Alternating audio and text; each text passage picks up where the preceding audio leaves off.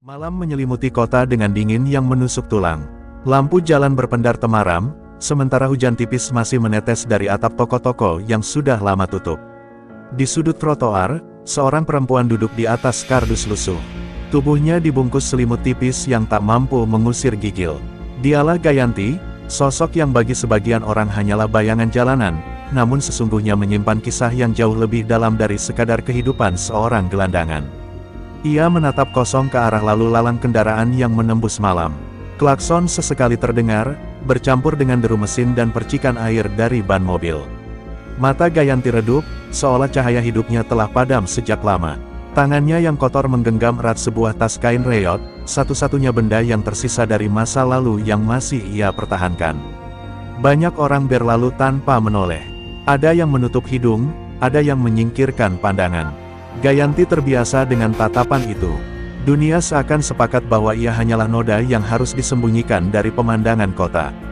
Namun di balik diamnya, ada hati yang masih berdetak, merindukan hangatnya pelukan, merindukan sebuah rumah yang pernah ia tinggalkan bertahun-tahun silam. Hidup di jalanan membuat Gayanti belajar keras tentang bertahan. Ia tahu di mana warung murah yang bisa memberinya sisa makanan, di mana lorong aman untuk beristirahat, dan bagaimana melindungi diri dari tangan-tangan nakal yang sering memanfaatkan kelemahannya. Tapi sekuat apapun ia mencoba, rasa sepi selalu menjerat, membuatnya teringat pada dunia yang dulu penuh kenyamanan namun juga luka. Di sela kesendirian itu, suara hatinya kadang berbisik, mengingatkan pada masa kecil ketika ia masih dipanggil putri kecil oleh ayahnya. Kenangan itu datang bagai kilatan-kilat di langit gelap. Begitu cepat, begitu menyakitkan. Ia menggeleng, berusaha menyingkirkan bayangan itu, tapi rasa perih justru semakin menekan dadanya. Malam semakin larut, angin dingin menyapu jalan, membuat Gayanti merapatkan selimut usang yang hampir robek. Perutnya berteriak lapar, namun ia hanya menelan ludah. Dari jauh, aroma gorengan menyeruak, membuat rasa perih di perut kian tak tertahankan. Tetapi harga sepotong tempe goreng pun kini terasa mustahil untuknya. Seekor kucing jalanan mendekat, meringkuk di sampingnya. Gayanti tersenyum tipis, satu-satunya senyum yang muncul malam itu. Ia membelai kepala kucing itu dengan lembut, seolah berbagi kesepian. "Kita sama," bisiknya lirih, suaranya hampir tak terdengar oleh riuh kota. Namun, di balik semua kegetiran, matanya menyimpan sisa cahaya.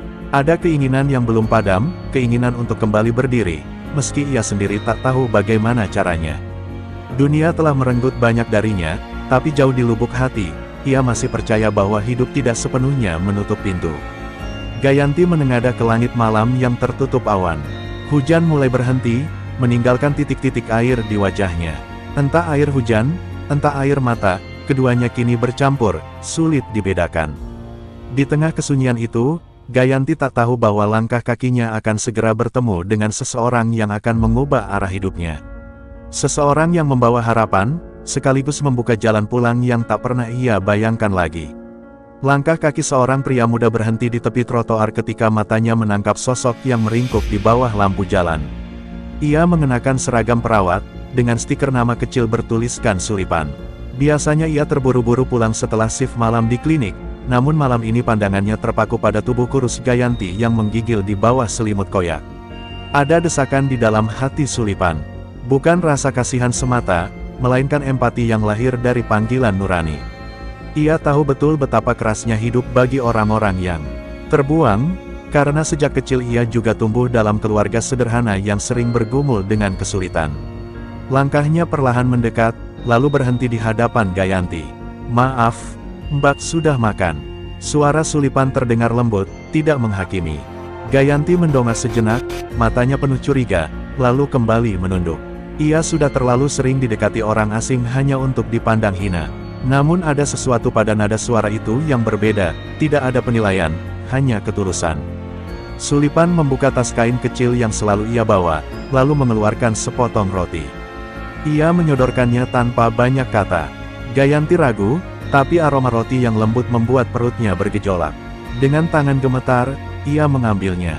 "Terima kasih," suaranya serak, hampir tenggelam oleh suara kendaraan. Bukan hanya roti, Sulipan juga melepas jaket hujan tipis yang ia kenakan. "Pakailah, udara dingin bisa membuatmu sakit." Ia tersenyum kecil, lalu menyelimutkan jaket itu di pundak Gayanti. Sentuhan sederhana itu menyalakan bara kecil dalam hatinya, seolah ada orang asing yang tiba-tiba peduli di dunia yang selama ini hanya mengabaikannya. Malam berjalan lambat, Sulipan duduk di sisi trotoar, berbincang ringan tentang hal-hal kecil, hujan yang baru reda, suara kucing yang mengeong, hingga pekerjaannya di klinik. Gayanti tidak banyak menjawab, namun diam-diam ia mendengarkan. Suara itu menenangkan, berbeda dari kebisingan kota yang biasanya menusuk telinganya. Untuk pertama kalinya setelah sekian lama, Gayanti merasa diperhatikan tanpa syarat. Ia tidak ditanya dari mana asalnya, tidak pula dipaksa bercerita tentang masa lalu. Sulipan hanya hadir, menemani, tanpa menggurui. Kehangatan itu membuat Gayanti sedikit demi sedikit menurunkan dinding yang selama ini melindungi hatinya. Ketika jam sudah mendekati tengah malam, Sulipan berdiri. Aku harus kembali ke klinik. Kalau kau mau, ikutlah. Ada ruang kosong, setidaknya lebih hangat daripada di jalanan. Tawaran itu sederhana, tapi mengguncang batin Gayanti. Ia menatap pria itu dengan bingung, antara ingin percaya atau kembali menolak karena takut dikhianati lagi. Sulipan tidak memaksa, ia hanya tersenyum, lalu berkata, aku akan lewat sini lagi besok. Kalau kau berubah pikiran, aku bisa membawamu ke tempat yang lebih baik. Kata-kata itu tertinggal di udara, bersama harapan kecil yang menyelinap diam-diam ke hati Gayanti. Setelah pria itu pergi, Gayanti memeluk jaket hujan yang hangat, seolah memeluk rasa aman yang baru pertama kali ia rasakan setelah bertahun-tahun hidup di jalan. Ia menutup mata, dan untuk sesaat, mimpi indah menyelinap di balik lelahnya. Malam itu mungkin tampak biasa bagi banyak orang, tapi bagi Gayanti, pertemuan dengan Sulipan adalah awal dari perubahan. Sebuah benang tipis yang kelak akan menuntunnya keluar dari kegelapan, menuju cahaya yang lama ia tinggalkan. Di bawah cahaya lampu jalan yang temaram, dua takdir mulai saling bersinggungan, menyulam kisah yang tak pernah mereka duga. Pagi datang dengan cahaya lembut yang menembus jendela kecil klinik sederhana. Gayanti terbangun di atas dipan kayu dengan selimut bersih yang membungkus tubuhnya. Masih terasa asing baginya tidur di tempat yang aman, tanpa suara kendaraan berisik atau dinginnya trotoar. Ia terdiam beberapa saat, mencoba meyakinkan diri bahwa ini bukan mimpi yang sebentar lagi akan sirna. Sulipan masuk membawa semangkuk bubur hangat. Selamat pagi, ucapnya ramah, menaruh mangkuk di meja kecil. Gayanti memandanginya dengan tatapan ragu, lalu mengalihkan pandangan. Hatinya masih menimbang apakah ia bisa sepenuhnya percaya pada orang asing ini. Namun aroma bubur yang menguar membuat perutnya kembali memberontak. Dengan tangan gemetar, ia mulai menyuap bubur perlahan. Kehangatan makanan itu menjalar hingga ke dadanya, menghadirkan rasa nyaman yang hampir ia lupakan. Sulipan duduk tidak jauh, membiarkan Gayanti menikmati sarapannya tanpa banyak bicara. Ia tahu terlalu banyak pertanyaan hanya akan menutup pintu kepercayaan yang mulai terbuka. Ketika Gayanti mengangkat lengan bajunya untuk mengusap mulut, Sulipan tak sengaja melihat bekas luka panjang di kulitnya. Ada guratan lama, ada pula yang masih tampak kemerahan. Seketika hatinya tercekat. Sebagai perawat, ia tahu luka seperti itu bukan sekadar akibat jatuh di jalan, melainkan tanda dari sesuatu yang lebih gelap. Sulipan menahan diri untuk tidak langsung bertanya. Namun tatapannya sulit menyembunyikan keprihatinan. Gayanti menyadarinya dan buru-buru menarik kembali lengan bajunya, menunduk dalam. Jangan lihat, ucapnya lirih, seolah ingin menutup rapat pintu masa lalu yang penuh duri. Suasana hening menyelimuti ruangan. Sulipan menarik napas, lalu berkata lembut, aku tidak akan memaksamu bercerita. Aku hanya ingin kau tahu, di sini kau aman. Kalimat sederhana itu membuat mata Gayanti berkaca-kaca. Bertahun-tahun ia hanya mendengar ejekan, cacian, bahkan ancaman. Kata-kata Sulipan terasa bagai obat bagi luka batinnya. Namun luka di tubuh hanyalah cermin dari luka jiwa. Malam-malam berikutnya, Gayanti sering terbangun dengan napas terengah, keringat dingin membasahi keningnya. Ia dihantui mimpi buruk, suara bentakan, bayangan tangan yang terangkat, dan pintu rumah yang tertutup rapat. Sulipan yang mendengar jeritannya hanya bisa duduk di sisi ranjang, menenangkannya dengan kata-kata singkat. Setiap kali mimpi buruk itu datang, Gayanti semakin sadar betapa rapuh dirinya. Tapi entah mengapa, kehadiran Sulipan membuatnya sedikit lebih berani menghadapi bayangan masa lalu. Ia mulai bercerita secuil demi secuil, tentang kesepian di rumah besar, tentang rasa ditinggalkan, dan tentang luka yang tidak hanya membekas di kulit, tapi juga di hatinya. Sulipan mendengarkan dengan sabar, tidak menyela, tidak menghakimi. Ia tahu cerita itu masih jauh dari lengkap, tapi kepercayaan yang tumbuh perlahan jauh lebih berharga daripada jawaban instan. Ia hanya menatap Gayanti dengan tatapan yang meyakinkan bahwa hidupnya masih berarti. Bagi Gayanti, setiap kata yang ia ucapkan terasa berat, seolah membuka kotak rahasia yang terkunci bertahun-tahun. Namun di balik rasa sakit, ada kelegaan yang tak bisa dijelaskan. Ia merasa untuk pertama kalinya ada orang yang mau mendengarkan, bukan sekadar melihatnya sebagai beban. Hari-hari di klinik menjadi titik balik kecil dalam hidup Gayanti. Luka di kulit mulai mengering, namun luka batin masih memerlukan waktu panjang untuk sembuh. Meski begitu, ia mulai percaya bahwa mungkin, hanya mungkin, masih ada kesempatan untuk bangkit. Tanpa ia sadari, perjalanannya bersama Sulipan baru saja dimulai, perjalanan yang kelak akan mempertemukannya kembali dengan sosok yang selama ini ia hindari, seseorang yang namanya masih terpatri dalam setiap mimpi buruknya, sang ayah. Di sebuah ruang kerja luas yang dipenuhi rak berisi dokumen, Pak Basuki duduk termenung di balik meja kayu besar. Rambutnya yang dahulu hitam kini mulai memutih, garis wajahnya menampakkan beban bertahun-tahun. Ia bukan hanya pengusaha sukses, melainkan juga seorang ayah yang dihantui kehilangan. Setiap malam, bayangan wajah putrinya selalu muncul dalam tidur yang tak pernah nyenyak. Ia pernah mencari ke berbagai kota, menyebarkan foto, bahkan menyewa detektif pribadi. Namun setiap kabar berujung buntu. Waktu berjalan, tetapi rasa bersalah justru semakin menekan. Ia sadar, harta dan kekuasaan tidak ada artinya bila anak kandungnya entah di mana.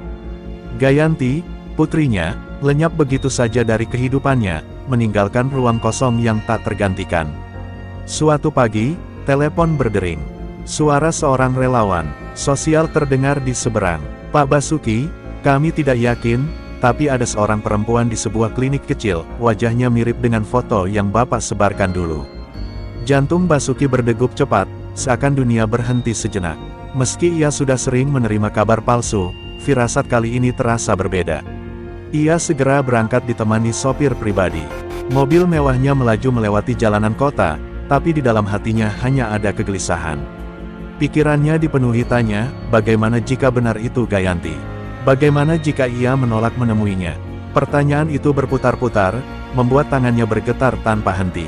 Sementara itu, di klinik sederhana, Gayanti sedang membersihkan gelas di meja kecil. Sulipan memperhatikan dari kejauhan. Ia tahu betul bahwa Gayanti mulai menunjukkan tanda-tanda ingin mandiri, meski masih dibayangi luka. Senyum tipis sempat menghiasi wajahnya ketika ia berhasil menyelesaikan pekerjaan kecil itu. Namun ketenangan itu pecah ketika suara mesin mobil berhenti di depan klinik. Dari balik jendela, terlihat seorang pria parubaya keluar, berpakaian rapi, dengan sorot mata yang tajam namun penuh gelisah. Gayanti spontan merasakan dadanya sesak, meski belum jelas siapa yang datang. Nalurinya berbisik sesuatu yang menakutkan. Sulipan menyambut tamu itu dengan sopan. "Selamat siang, ada yang bisa saya bantu?" Pria itu menatapnya sebentar sebelum menjawab, "Saya mencari seorang perempuan, namanya Gayanti." Suaranya berat, seperti menahan sesuatu yang nyaris pecah. Nama itu membuat Gayanti yang berdiri di balik pintu hampir menjatuhkan gelas di tangannya. Tubuhnya kaku, matanya melebar. Itu adalah suara yang sangat ia kenal, suara yang dulu memenuhi setiap sudut rumah besar tempat ia tumbuh. Rasa rindu, marah, dan takut bercampur menjadi satu gelombang yang sulit dikendalikan. Pak Basuki melangkah masuk, menoleh ke segala arah. Saat pandangannya berhenti pada sosok di sudut ruangan, dunia seakan berhenti. Wajah tirus, rambut kusut, dan mata lelah itu tetaplah wajah anaknya. "Gayanti," ucapnya lirih, seolah seluruh tenaga hilang bersamaan dengan satu nama itu. Gayanti mundur beberapa langkah, memeluk tubuhnya sendiri. Ia ingin berlari, tapi kakinya terasa menempel di lantai. Luka lama yang belum sembuh kembali terbuka. Ia tidak tahu harus marah, menangis, atau sekadar diam. Semua perasaan menyerbu sekaligus. Sulipan menoleh ke arah keduanya, menyadari momen yang sangat rapuh itu. Ia bisa merasakan ketegangan yang menekan udara. Sebagai orang luar, ia tahu tidak seharusnya ikut campur, tapi ia juga sadar bahwa ia menjadi satu-satunya penopang agar pertemuan ini tidak runtuh dalam kesalahpahaman. Pak Basuki mencoba mendekat, tapi Gayanti menggeleng keras. Air matanya jatuh tanpa bisa ditahan. "Kenapa baru sekarang, Ayah?" Suaranya pecah, penuh getir.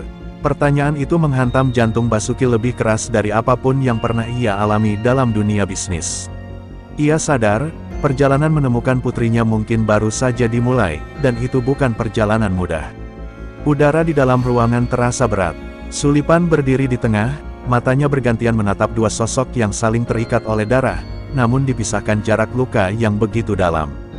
Pak Basuki berdiri kaku, wajahnya penuh penyesalan, sementara Gayanti terpojok di sudut ruangan, tubuhnya bergetar seperti ingin lenyap dari pandangan.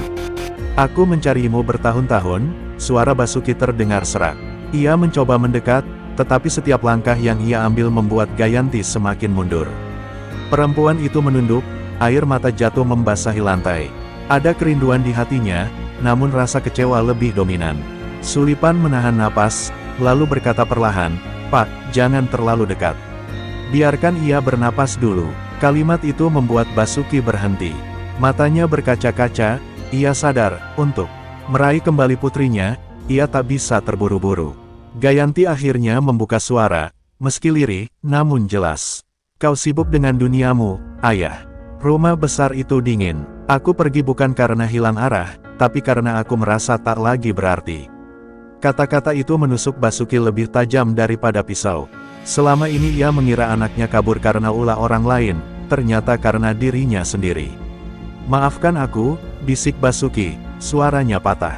"Aku salah, terlalu sibuk mengejar harta, hingga lupa bahwa yang paling berharga adalah kau." Tangannya terulur, namun Gayanti menepisnya dengan tatapan penuh luka. Sulipan menyaksikan adegan itu dengan hati yang terhimpit. Ia melihat bagaimana seorang ayah berusaha meraih kembali anaknya, tetapi juga bagaimana anak yang terluka belum siap membuka pintu. Situasi rapuh ini bisa runtuh kapan saja jika salah satu terlalu keras memaksa. "Semua kata maafmu tak bisa menghapus apa yang sudah terjadi," ucap Gayanti dengan suara bergetar. "Aku sendiri yang menanggung semua luka itu. Kau baru muncul saat aku hampir hancur." Basuki menunduk, bahunya berguncang. Ia bukan lagi pengusaha berkuasa yang dihormati banyak orang, melainkan hanya seorang ayah yang dipenuhi penyesalan. "Aku rela melakukan apa saja, asalkan kau kembali. Kau tidak tahu betapa kosongnya rumah itu tanpa dirimu." Hening panjang menyelimuti. Hanya terdengar detak jam dinding dan napas berat dari 3 orang di ruangan. Sulipan akhirnya maju selangkah, berkata dengan nada tenang, "Mungkin ini bukan tentang kembali atau tidak, tapi tentang menyembuhkan luka bersama. Gayanti, kau tidak sendirian lagi. Dan Pak Basuki, mungkin sekarang saatnya mendengarkan, bukan hanya meminta." Kata-kata itu menggantung, menembus dinding kebekuan. Gayanti menatap Sulipan sejenak, lalu mengalihkan pandangannya ke ayahnya. Ada gejolak di matanya, antara ingin memeluk dan ingin menjauh. Basuki menarik napas panjang, lalu menunduk dalam. "Kalau kau belum siap, aku tidak akan memaksa. Aku hanya ingin kau tahu, aku di sini. Dan aku tidak akan pergi lagi." Kalimat itu membuat Gayanti terdiam, dadanya bergetar. Untuk pertama kalinya sejak bertahun-tahun, ia melihat kesungguhan di mata ayahnya. Air matanya kembali jatuh, namun kali ini bukan hanya karena marah atau sakit, melainkan karena pintu hatinya mulai retak. Masih ada jalan panjang menuju rekonsiliasi, tapi setidaknya malam itu, mereka kembali berdiri dalam satu ruangan, bukan sebagai orang asing, melainkan sebagai ayah dan anak yang pernah hilang satu sama lain. Malam di Senayan terasa kian mencekam ketika kabar mengenai pembentukan tim investigasi bersama bocor ke publik. Rakyat yang sejak lama menunggu kepastian hukum menyambut berita itu dengan campuran harapan dan ragu. Di berbagai sudut ibu kota, obrolan warung kopi hingga forum diskusi mahasiswa hanya berputar pada satu isu, apakah langkah ini benar-benar akan menumbangkan koruptor kelas kakap atau sekadar permainan politik baru. Aroma perubahan tercium, namun bayang-bayang konspirasi tak juga lenyap. Di dalam ruang rapat terbatas, Puan Maharani terlihat duduk dengan wajah penuh pertimbangan. Ia tahu keputusan yang diambil kali ini akan menentukan arah politik DPR sekaligus masa depan partainya. Di seberangnya, Gibran menatap tegas, seolah mengirim pesan bahwa generasi muda tak akan tinggal diam menghadapi permainan lama yang terus merugikan rakyat. Pertemuan itu berlangsung singkat, tapi syarat dengan isyarat yang lebih dalam dari sekadar kata-kata. Ketegangan merambat hingga ke istana, tempat Presiden Prabowo memantau perkembangan dengan cermat. Ia memahami betul bahwa RUU perampasan aset bukan lagi sekadar agenda hukum, melainkan medan pertempuran legitimasi politik. Lawan-lawan politiknya menunggu celah untuk menyerang, sementara rakyat menuntut. Hasil nyata, Prabowo sadar, sekali saja lengah, kepercayaan yang baru dibangunnya bisa runtuh. Sementara itu, di jalanan, ribuan mahasiswa mulai merapatkan barisan. Spanduk besar bertuliskan, "Koruptor musuh bersama," berkibar di atas kepala massa yang bergerak menuju Senayan. Mereka menolak kompromi, menuntut agar aset koruptor segera dikembalikan tanpa negosiasi. Suara lantang itu menggema, menjadi tekanan moral yang tak bisa lagi diabaikan. Media massa pun tak tinggal diam. Setiap headline, setiap siaran langsung, menyorot gerak-gerik elit politik. Narasi besar terbentuk, apakah negeri ini akhirnya berani mendobrak tembok kebal hukum yang selama ini melindungi koruptor? Publik menunggu jawaban, dan waktu terasa semakin mendesak. Di balik layar, para oligark mulai cemas. Jaringan mereka yang selama ini kokoh perlahan retak oleh sorotan tajam publik. Ada yang mulai mengatur langkah kabur ke luar negeri, ada pula yang menyiapkan strategi menyusup ke dalam tim investigasi. Dunia bawah tanah politik mendidih, dan setiap aktor bermain dengan taruhan yang tak kalah besar. Pada satu malam yang penuh rahasia, seorang informan anonim mengirimkan berkas digital ke meja redaksi sebuah media independen. Dokumen itu berisi jejak aliran dana dari korporasi besar ke sejumlah pejabat tinggi. Bocoran ini langsung menggemparkan, membuat publik semakin yakin bahwa penguasa lama tak lagi bisa bersembunyi di balik kekuasaan. Namun langkah itu justru membuat medan permainan makin berbahaya. Ancaman demi ancaman mulai menghantui jurnalis, aktivis, hingga pejabat yang berani bersuara. Ada yang diteror, ada yang diikuti, bahkan ada yang tiba-tiba menghilang tanpa jejak. Situasi ini memperlihatkan bahwa perjuangan melawan korupsi tak hanya soal hukum, tetapi juga soal nyawa. Di tengah arus deras tekanan, Puan mulai menyadari bahwa sikap netral hanya akan menenggelamkannya. Ia harus memilih, tetap bertahan dengan politik kompromi atau berdiri bersama rakyat dengan segala risiko yang menanti. Kegelisahan itu tampak jelas di wajahnya ketika ia berjalan menuju podium dalam sidang internal partai. Gibran, di sisi lain, justru semakin menguatkan posisinya. Dengan dukungan publik yang meluas, ia tampil sebagai simbol ketegasan. Setiap pernyataannya dikutip, setiap langkahnya diawasi. Ia tahu betul, pertempuran ini bukan sekadar soal kursi politik, melainkan soal apakah generasinya mampu memutus mata rantai busuk yang diwariskan selama puluhan tahun. Hari-hari berikutnya terasa seperti hitungan mundur menuju ledakan besar. Semua pihak menyiapkan langkah terakhir, entah itu kompromi, perlawanan terbuka, atau justru pengkhianatan dari dalam. Jalan menuju pengesahan aturan bersejarah itu dipenuhi ranjau, dan hanya mereka yang benar-benar berani yang bisa melangkah maju. Di luar gedung DPR, rakyat terus menunggu dengan gelora yang tak padam. Bagi mereka, ini bukan lagi sekadar urusan politikus di Senayan, melainkan pertaruhan harga diri bangsa. Suara rakyat yang bergemuruh itu menjadi penanda bahwa era bermain-main dengan hukum sudah berada di ujung tanduk. Dan saat pintu sidang paripurna semakin dekat, ketegangan mencapai puncak yang belum pernah terjadi sebelumnya. Hari sidang paripurna akhirnya tiba. Gedung DPR dipenuhi wartawan, kamera televisi menyorot setiap sudut ruangan, sementara kursi-kursi anggota dewan terisi penuh. Atmosfer terasa tegang, seakan seluruh bangsa menahan napas menunggu apa yang akan terjadi. Dari balkon penonton, mahasiswa yang diundang khusus ikut menyaksikan, membawa semangat rakyat yang mendidih di jalanan. Ketika palu sidang diketuk, ruangan mendadak hening. Puan Maharani berdiri di podium sebagai pimpinan sidang, wajahnya berusaha tegar meski tekanan begitu besar. Ia membuka jalannya perdebatan, menyampaikan bahwa RUU perampasan aset koruptor memasuki tahap akhir untuk diputuskan.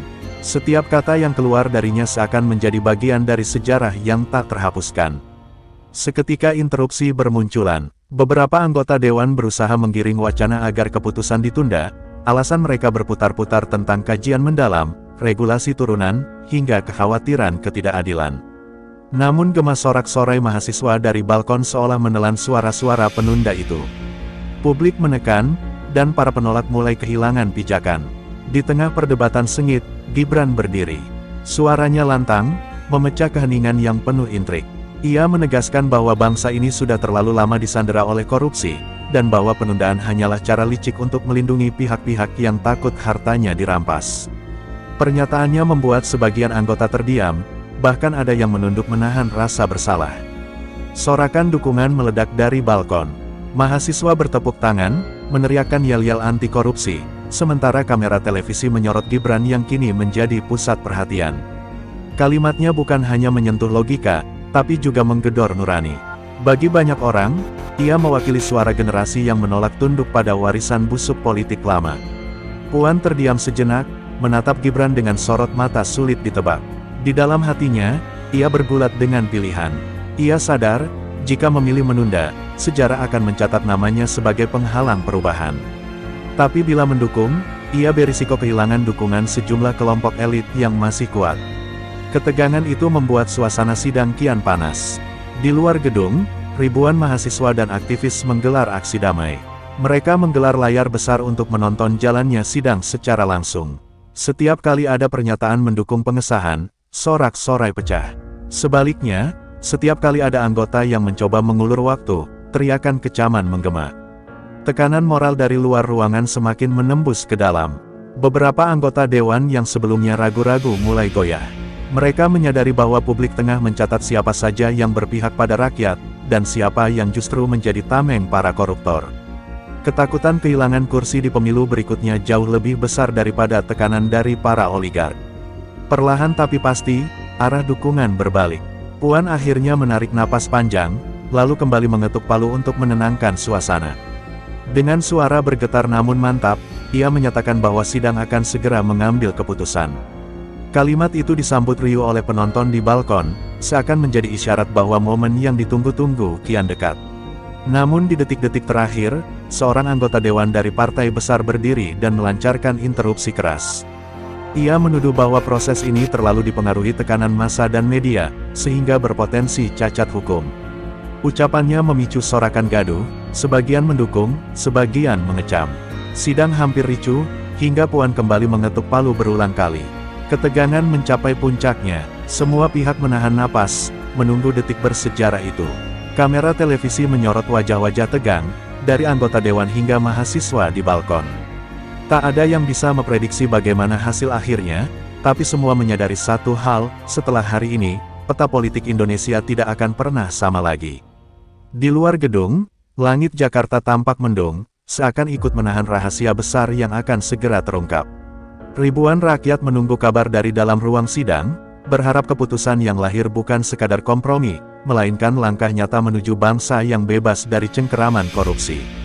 Sejarah benar-benar berada di ujung palu yang sebentar lagi diketuk.